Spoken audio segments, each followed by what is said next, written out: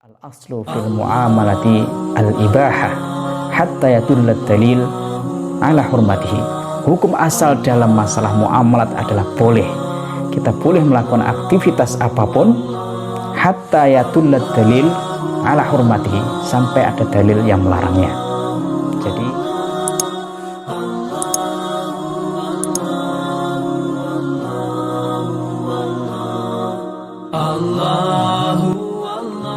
Assalamualaikum warahmatullahi wabarakatuh. Alhamdulillah wassalatu wassalamu ala rasulillah. Rabbi syrah li sadri wa yassir amri wahlul 'uqdatam min lisani yafqahu qawli, amma ba'd.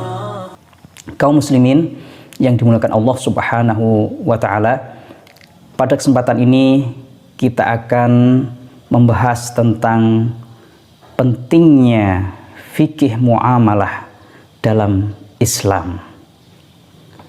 Sebelum kita bahas urgensi fikih muamalah dalam Islam, kita pahami dulu apa itu fikih muamalah. Fikih muamalah mempunyai dua pemahaman. Yang pertama, muamalah dengan maknanya yang luas, yaitu mencakup seluruh aturan-aturan Allah Subhanahu wa taala yang mengatur, membicarakan tentang hubungan manusia satu sama lain.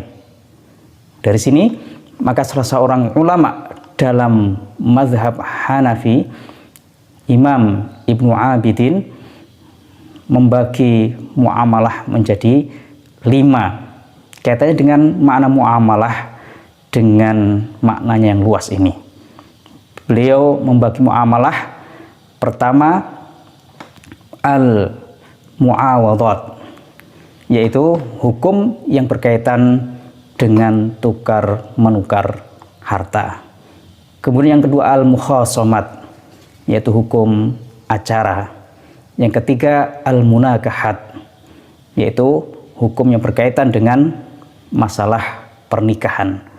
Kemudian al-amanah wal ariyah, hukum yang berkaitan dengan masalah titipan dan pinjaman. Kemudian yang kelima, hukum yang berkaitan dengan at-tirkah, yaitu yang berkaitan dengan masalah warisan. Jadi muamalah dengan maknanya yang luas mencakup seluruh aktivitas manusia satu sama lain, hubungan manusia satu sama lain, yaitu aturan-aturan yang mengatur itu semuanya disebut fikih muamalah. Kalau dengan bahasa kita mungkin ada masalah ekonomi, masalah politik, dan masalah-masalah yang lainnya, baik itu pernikahan, ada waris, ada masalah-masalah yang berkaitan dengan peradilan dan yang lainnya. Kemudian muamalah dengan maknanya yang sempit berarti aturan-aturan Allah Subhanahu wa taala yang berkaitan dengan bagaimana mengumpulkan harta dan mengembangkannya. Atau dengan bahasa yang simpel, yaitu aturan-aturan Allah yang berkaitan dengan masalah ekonomi. Biasanya ketika kita menyebut muamalah, itu kita memahami dengan makna yang sempit tersebut, yaitu yang berkaitan dengan masalah ekonomi. Dari sini kaum muslimin yang dimuliakan Allah Subhanahu wa taala, setelah kita pahami muamalah, berarti fiqhul muamalah adalah hukum-hukum Allah Subhanahu wa taala yang berkaitan dengan masalah-masalah ekonomi. Kemudian pentingnya kita mempelajari fikih muamalah, pertama kita berangkat dari tabiat agama kita. Agama kita merupakan agama yang syamil, agama yang komprehensif, agama yang mengatur seluruh lini kehidupan manusia. Secara global, para ulama membagi agama kita terdiri dari al-aqidah, yaitu masalah yang berkaitan dengan kepercayaan kita, keimanan kita kepada Allah, keyakinan kita bahwa Allah adalah pencipta kita, Allah Subhanahu wa Ta'ala yang memberi rezeki kita. Kita beriman dengan malaikat-malaikatnya, beriman dengan kitab-kitabnya, beriman dengan rasul-rasulnya, beriman dengan hari akhir, beriman dengan qada dan qadar, dan masalah-masalah lain yang berkaitan dengan keimanan, dengan keyakinan kita, itu disebut dengan al-aqidah. Yang kedua, yaitu masalah yang berkaitan dengan syariah, atau lebih mudahnya dibahasakan dengan hukum yang berkaitan dengan amaliyah yaumiyah, dengan kegiatan kita dalam kehidupan sehari-hari. Syariah ini nanti ada kalanya yang berkaitan masalah ibadah, ada yang berkaitan dengan masalah muamalah. Ibadah seperti sholat, puasa, haji, dan yang lainnya. Sedangkan muamalah itu seperti yang kita definisikan tadi, mencakup seluruh hukum-hukum Allah Subhanahu wa Ta'ala yang mencakup hubungan manusia satu dengan yang lainnya. Ini muamalah dengan maknanya yang luas tadi. Tapi kalau muamalah kita artikan dengan makna yang sempit, berkaitan dengan masalah ekonomi, hukum Allah atau aturan-aturan Allah Subhanahu wa Ta'ala yang berbicara tentang masalah ekonomi. Kemudian yang ketiga, Islam terdiri dari al-akhlaq, atau hal-hal yang berkaitan dengan perilaku kita, tindak tanduk kita, dan juga berkaitan dengan masalah-masalah pembersihan hati, pensucian hati kita. Tiga hal ini tidak bisa dipisahkan satu sama lainnya, antara akidah, syariah, dan akhlak. Dengan demikian, karena muamalah merupakan bagian dari salah satu dari tiga bagian agama kita yang penting tadi itu, maka fikih muamalah sangatlah penting kedudukannya dalam agama kita. Karena kita tidak boleh hanya fokus pada akidah saja, kemudian mengabaikan masalah syariah, termasuk di dalamnya masalah muamalah.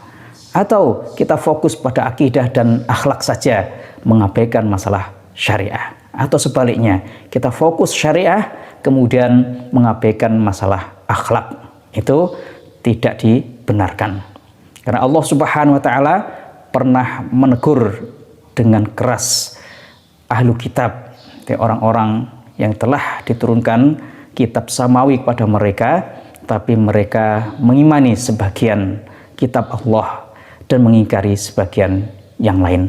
Dalam sebuah ayat dikatakan, a'udzubillahi minasyaitonirrajim, bismillahirrahmanirrahim, afatu'minuna bi ba'dil kitabi wa takfuruna bi ba'd. Apakah kalian mengimani sebagian kitab Allah dan mengingkari sebagian yang lain?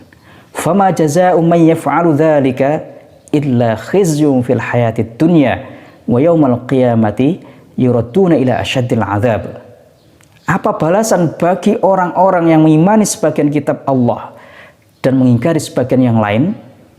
Yaitu dihinakan di dunia, dan di akhirat nanti akan diberi azab yang pedih. Dari sini kaum muslimin yang dimuliakan Allah Subhanahu wa Ta'ala, apabila kita melakukan hal yang sama seperti yang dilakukan oleh ahli kitab, mengimani sebagian kitab Allah dan mengingkari sebagian yang lainnya, maka siap-siaplah dengan ancaman Allah Subhanahu wa Ta'ala, dihinakan di dunia dan diazab di akhirat nanti. Na'udzubillah min dzalik. Oleh karena itu, kita tidak boleh meninggalkan bagian-bagian dari agama kita satu sama lain yang saling mendukung tadi, termasuk di dalamnya adalah masalah muamalah. Oleh karena itu, kita penting sekali mengkaji fikih muamalah.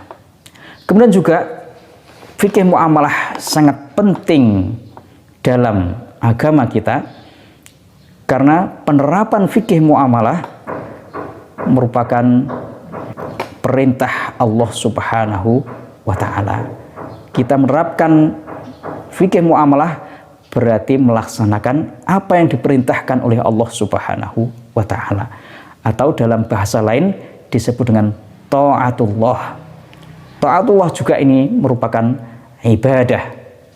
Oleh karena itu, ketika kita mempelajari fikih muamalah dalam rangka menerapkan perintah-perintah Allah tersebut, tentunya ini merupakan ibadah, merupakan ta'atullah, ketaatan kita kepada Allah Subhanahu wa Ta'ala. Kemudian kaum muslimin yang dimuliakan Allah Subhanahu wa Ta'ala, apa sekarang hukumnya mempelajari fikih muamalah? Mempelajari fikih muamalah bisa hukumnya fardhu ain. Apa maksudnya fardhu ain? Yaitu kewajiban yang harus dilaksanakan oleh setiap orang muslim muslimah yang mukallaf. Kemudian kalau ada yang bertanya, berarti semua orang harus ngaji fikih muamalah? Iya, maksudnya semua wajib mempelajari fikih muamalah sesuai dengan aktivitas masing-masing. Maksudnya apa? Kalau dia tukang jual barang, jual beli, maka ya dia wajib mengetahui aktivitasnya ini benar atau tidak dalam Islam. Jual belinya sah atau tidak dalam Islam. Kalau dia seorang yang menjual jasa, dia paling tidak harus mengetahui apakah yang dilakukan itu sudah sesuai dengan aturan-aturan Allah Subhanahu wa Ta'ala atau belum. Apalagi yang orang yang punya perusahaan besar, tentunya aktivitasnya semakin banyak, maka dia harus mengetahui sisi-sisi yang dia lakukan itu apakah sudah sesuai dengan aturan-aturan Allah Subhanahu wa Ta'ala. Berarti dia harus mengetahui semua yang dia lakukan itu secara hukum sudah benar atau belum. Dari sini maka mempelajari fikih muamalah hukumnya fardhu ain, dalam artian setiap muslim wajib tahu benar tidaknya, sah tidaknya tentang aktivitas yang dia lakukan sehari-hari. Kemudian hukum fikih muamalah atau mempelajari fikih muamalah bisa menjadi fardu kifayah. Apa maksudnya fardu kifayah? Kalau sudah ada yang melaksanakan sebagian dari kaum muslimin, dari masyarakat itu, maka hukumnya gugur kewajiban itu bagi sebagian yang lain. Kaum muslimin yang dimuliakan Allah Subhanahu wa Ta'ala, bagaimana hukum fikih muamalah menjadi fardu kifayah? Yaitu mempelajari fikih muamalah agar menjadi seorang pakar yang ahli dalam fikih muamalah.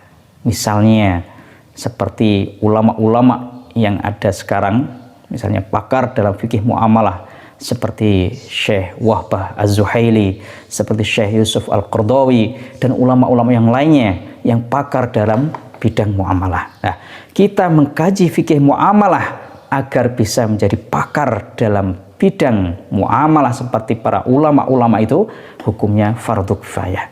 Kalau sudah ada yang mempelajarinya sebagian dalam masyarakat kita, maka gugur kewajiban semuanya. Kaum muslimin yang dimuliakan Allah Subhanahu wa Ta'ala, dari sini maka hukum mempelajari fikih muamalah bisa fardu ain, bisa fardu kifayah seperti yang kita jelaskan tadi. Kenapa mempelajari fikih muamalah hukumnya wajib, baik itu fardu ain atau fardu kifayah tadi? Karena kalau kita lihat dalam kehidupan kita sehari-hari, coba kita pikirkan berapa lama kita melakukan ibadah yang wajib. Kalau kita hitung misalnya, kita sholat 5 waktu, kalau dihitung satu sholat misalnya 10 menit, ini sebenarnya sudah panjang ya, bisa 5 berarti 50 menit. 50 menit ibadah kita, berarti nggak ada 1 jam. Sisanya untuk apa? Sepanjang hari kita pagi-pagi sudah berangkat, sore bahkan ada yang sampai malam baru pulang, berangkat jam 6, pulang jam 6 sore, bahkan ada yang sampai jam 7. Paling tidak 12 jam kita melakukan aktivitas yang berkaitan dengan masalah muamalah. Oleh karena itu, seharusnya kita banyak mengkaji fikih atau aturan-aturan Allah Subhanahu wa taala yang berkaitan dengan masalah muamalat ini. Hanya saja pada prakteknya pengkajian-pengkajian fikih itu fokusnya pada masalah ibadah. Di pondok-pondok pesantren misalnya, kita ketika ngaji tentang toharoh, tentang bersuci, tentang sholat, tentang puasa, tentang haji, biasanya kita kaji secara detail. Tapi gilirannya kita sampai pembahasan masalah muamalat, biasanya kita tidak terlalu fokus. Kaum muslimin yang dimuliakan Allah Subhanahu wa taala, itu realita pengkajian fikih muamalah dalam lembaga-lembaga pendidikan kita, baik pesantren maupun madrasah-madrasah kita. Maka dari itu, kita perlu menyadari betapa pentingnya mengkaji fikih muamalah agar kegiatan-kegiatan yang kita lakukan yang berkaitan dengan masalah muamalah ini selaras dengan aturan-aturan Allah Subhanahu wa taala. Banyaknya penyimpangan dalam bidang muamalah yang kita lihat dalam kehidupan kita sehari-hari. Banyak juga yang hal itu tidak disadari oleh kita, padahal itu tidak sesuai dengan aturan-aturan Allah Subhanahu wa taala. Misalnya, banyak dari kita mungkin yang berinteraksi dengan masalah riba tanpa disadari. Banyak di antara kita melakukan transaksi-transaksi sebenarnya tidak sesuai dengan aturan-aturan Allah Subhanahu wa taala. Oleh karena itu, agar kehidupan kita, kegiatan-kegiatan ekonomi kita sesuai dengan aturan-aturan Allah Subhanahu wa taala, perlu kita banyak mengkaji fikih muamalah. Kaum muslimin yang dimuliakan Allah Subhanahu wa taala, bagaimana sikap Islam terhadap tradisi-tradisi yang ada pada masa pra-Islam? Kalau kita kaji dalam syariah, dalam ilmu-ilmu Islam, maka dapat disimpulkan bahwa sikap Islam terhadap tradisi-tradisi yang ada pada pra-Islam ada 3 sikap. Yang pertama adalah takrir, yaitu menetapkannya. Ada tradisi-tradisi sebelum Islam yang sudah terjadi dan menurut Islam itu tidak ada masalah. Misalnya dalam hal muamalah ada ijarah, ada jual beli, ada musyarakah, mudharabah, rohn, dan beberapa muamalat, jenis-jenis transaksi yang lainnya yang sudah ada pada masa jahiliyah, tapi itu ditetapkan dalam Islam, dilanjutkan. Nah, ini sikap yang pertama, yaitu takrir. Islam menetapkan tradisi yang ada pada masa jahiliyah. Kemudian yang kedua adalah modifikasi atau taghyir. Dalam masa jahiliyah ada tradisi-tradisi yang sudah dilaksanakan secara turun-menurun. Namun ketika datang Islam, tradisi itu tidak dibatalkan secara keseluruhan, tapi dirubah sedikit sehingga hal-hal yang tidak dibenarkan dalam Islam dibersihkan, kemudian dilanjutkan tradisi tersebut. Contohnya ada poligami. Pada masa jahiliyah sudah banyak diterapkan poligami ini. Namun tidak ada batasan. Seorang laki-laki boleh menikah dengan perempuan berapa saja. Kemudian dalam Islam poligami tidak dihapuskan, tapi dirubah, ada batasan-batasannya. Yang sebelumnya boleh seorang laki menikahi berapapun perempuan, tapi dalam Islam dibatasi. Seorang laki-laki hanya boleh maksimal menikah dengan 4 perempuan. Itu pun dengan syarat kalau bisa adil. Kalau tidak bisa adil, ya cukup dengan 1 perempuan. Ini namanya taghyir, ada modifikasi. Kemudian juga ada adat di masa jahiliyah tentang warisan. Islam tidak menghapuskannya, tapi merubah beberapa hal.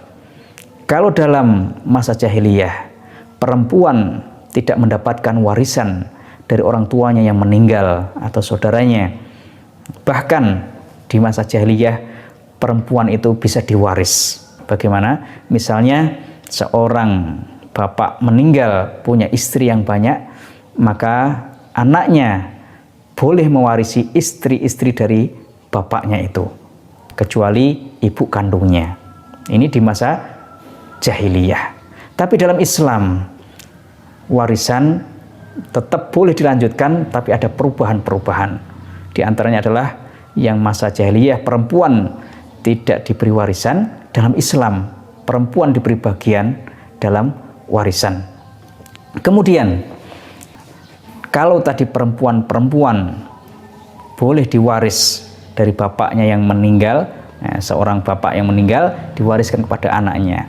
Tapi dalam Islam itu tidak dibolehkan. Itu namanya at-taghyir, ada modifikasi. Kemudian sikap Islam yang ketiga terhadap tradisi yang ada pada masa jahiliyah adalah tabtil, yaitu membatalkan, menghapuskannya. Apa? Contohnya yaitu seperti riba. Di masa jahiliyah riba marak sekali, dalam Islam diharamkan.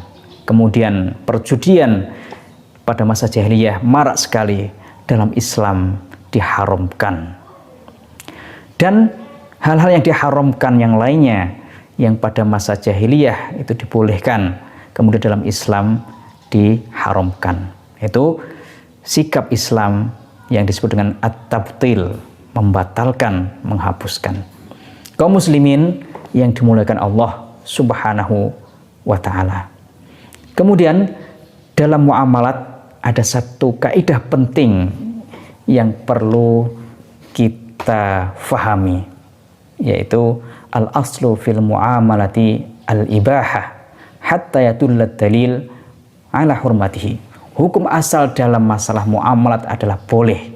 Kita boleh melakukan aktivitas apapun hatta yadullat dalil ala hurmatihi, sampai ada dalil yang melarangnya. Jadi dalam masalah muamalah ada kelonggaran. Selagi tidak ada larangan, kita boleh melakukan aktivitas muamalah. Ini berbeda dengan masalah ibadah. Hukum asalnya kebalikan dari muamalah. Al-aslu fil ibadati al-hurmah hatta yadullat dalil ala ibahati. Hukum asal dalam masalah ibadah itu tidak dibolehkan melakukan sesuatu ibadah sampai ada dalil yang membolehkannya. Artinya sampai ada tuntunan dari syariat ini. Kaum muslimin yang dimuliakan Allah Subhanahu wa taala, demikian itu pentingnya pengkajian fikih muamalah. Mudah-mudahan bermanfaat. Wabillahi taufiq. Wassalamualaikum warahmatullahi wabarakatuh.